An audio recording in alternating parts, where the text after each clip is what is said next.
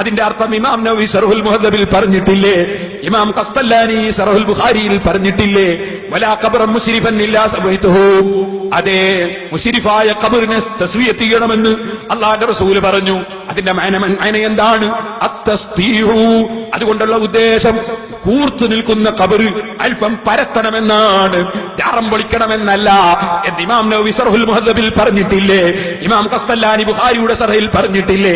ആ ഹദീസ് ജാറം പൊളിയല്ലല്ലോ, കൂർത്തു നിൽക്കുന്ന ഖബർ പരത്തണമെന്നല്ലേ ആ ഹദീസിൽ പറഞ്ഞത്? നിങ്ങൾക്ക് ഏതാണ് ഹദീസ് മൗലവിമാരെ? ഞാനിതാ ചോദിക്കുന്നു. മൗലവി ഇപ്പൊ വന്നപ്പോ പറയുന്നു ഞാൻ വെല്ലുവിളിക്കുന്നില്ല. മൗലവി പറയാ ഞാൻ വെല്ലുവിളിക്കുന്നില്ല, വിനയത്തോടെ ചോദിക്കുകയാണ്. വെല്ലുവിളിക്കുകയല്ല, വിനയത്തോടെ കാണിക്കുന്നു. അതിന്റെ ഇപ്പൊ വെല്ലുവിളിക്കാത്തത്?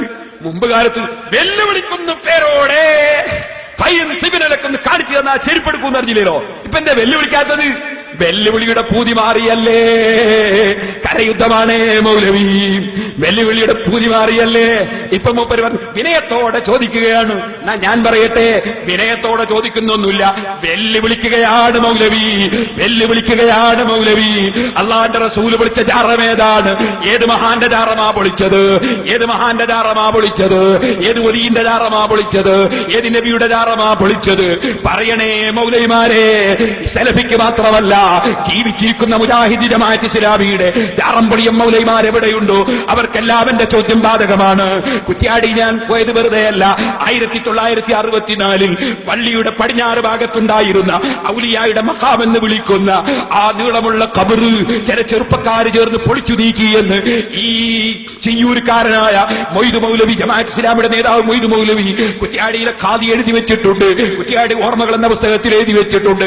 ആ ജാറം പൊളിച്ച സ്ഥലത്ത് പോയിട്ടാണ് മൗലവിമാരെ അള്ളാഹുവിന്റെ തൗഫീഖ് കൊണ്ട് 54 പള്ളി റബ്ബിന്റെ തൗഫീഖ് കൊണ്ട് നിർമ്മിച്ചിട്ടുണ്ട്. നിങ്ങളോട് പറയട്ടെ, അതേ സ്ഥലത്ത് പോയിട്ടാണ് 25 മദ്രസ നിർമ്മിച്ചിട്ടുണ്ട്.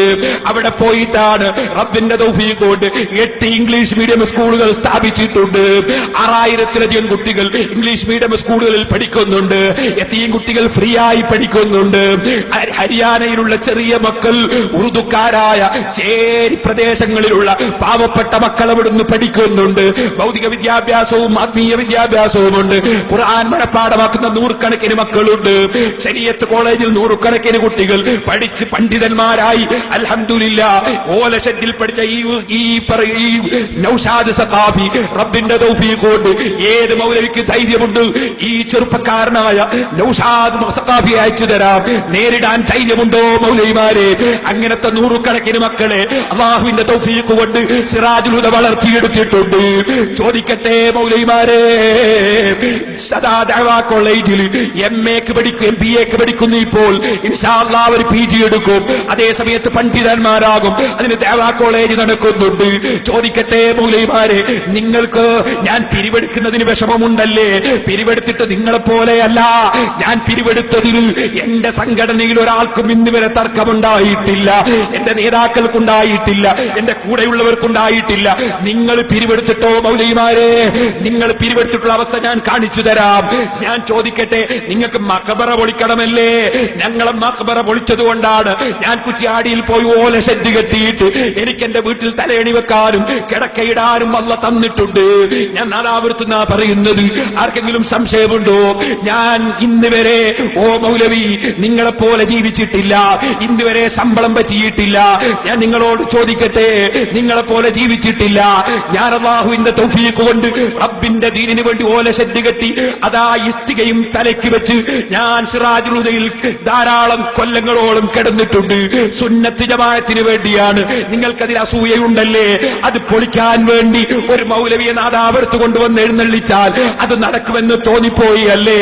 അദ്ദേഹത്തിന്റെ പ്രസംഗത്തിന് കുറെ ആള് പോയി നിന്നുകൊടുത്താൽ പേരോട് ഒലിച്ചു പോകുമെന്ന് തോന്നിയല്ലേ?